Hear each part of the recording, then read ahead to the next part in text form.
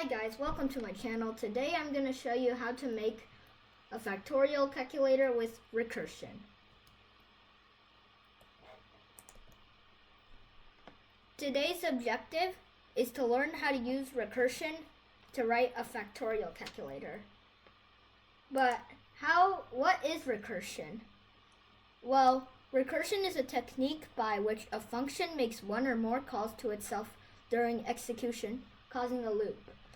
And recursion can help make your code easier to write, instead of having lots of complex logic. Now, here is the basic code for factorial. The first part is if n is 0, then you finish the loop because you don't want the loop to be going forever into the negatives. And then otherwise, return n multiplied by the factorial of n minus 1, which basically takes you back to the top,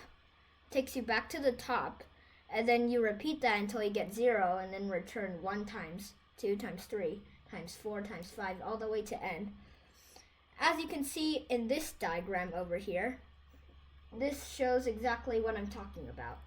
At first, factorial 4, then after that it calls factorial 4 minus 1, which is factorial 3, then it calls factorial 2, 1, 0, and then it would return 1, and then 1 times 1, 1 times 2, 2 times 3, and then 6 times 4 as it climbs back up to calculate all of them.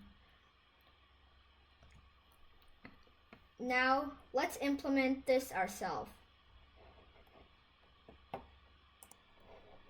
Okay, so now I'm at my Python IDE where I'm gonna write my code.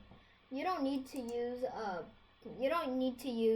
PyCharm, but that's what I'm using. You can use any other IDE and it'll work just fine.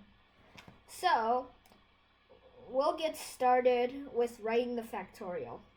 First, we need to define factorial. We need to define our function. So we're going to define factorial, and then let's use n as our input variable. Then first, we need to check if n equals 0, then we have to end the loop. So we return 1. Otherwise, we will return n multiplied by factorial, which is the function right over here, and then factorial n minus 1. So this will cause it to go back up as shown in that diagram before, and then if n equals 0, then when n reaches 0, then it's going to return 1, and then this is n multiplied by all of that. So that's basically the logic of this code. And then now we can just print factorial, and then you can try, let's do 5 first. So I'm gonna run this code right now. So I just run the code, and over here I got 120, which is the factorial of 5. And then you can try some other values, like 532, and it does it really fast, and I got a really big number over here. So that's how you write a factorial function. And also, by the way, if you make a number too big, then it's gonna do a recursion error, and then it's gonna tell you like that there's a recursion error because it doesn't let you repeat it too many times. So you can easily change that. I'm not going to explain it over here. But anyways, that's the end of this video.